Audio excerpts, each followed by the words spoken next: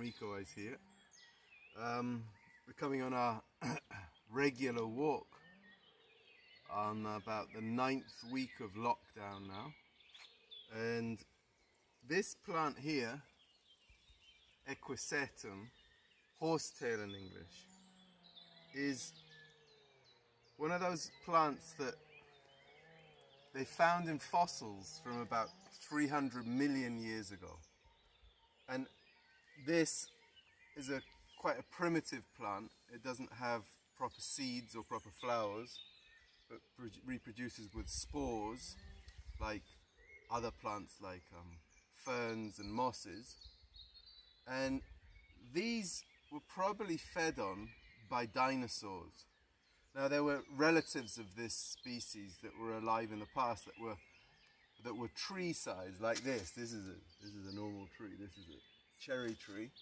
But these relatives of these horsetails used to, we found this in fossil records from the Permian and from the Jurassic and the Cretaceous, and so from hundreds of millions of years ago, these used to be huge trees, and they're still around now. This is obviously not the same species, but this kind of plant has been around on the planet for such a long time.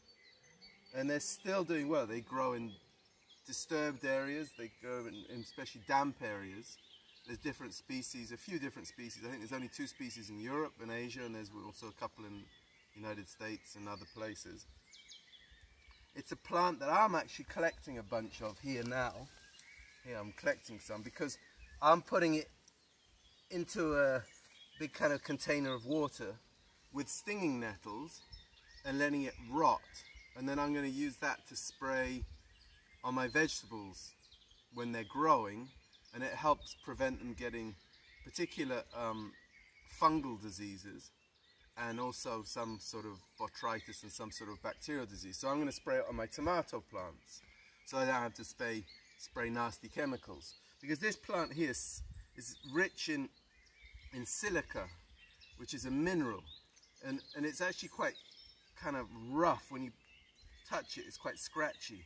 So they used to use this apparently for cleaning pans and even for woodwork, like you use sandpaper now to smooth it down. It's very scratchy, and that silica probably, bacteria and fungus probably doesn't like it. So a fascinating plant that is all around us. Even if you're in the city, you'll find this often in gardens. If it gets into your garden, it becomes really quite invasive. You can see it's even growing underneath here. These have only been here for a couple of months because it has underground stolons, so underground stems, and it spreads. So if it gets into your garden, it's quite a pernicious weed and can really take over. But it's a beautiful plant. It's got a really interesting structure.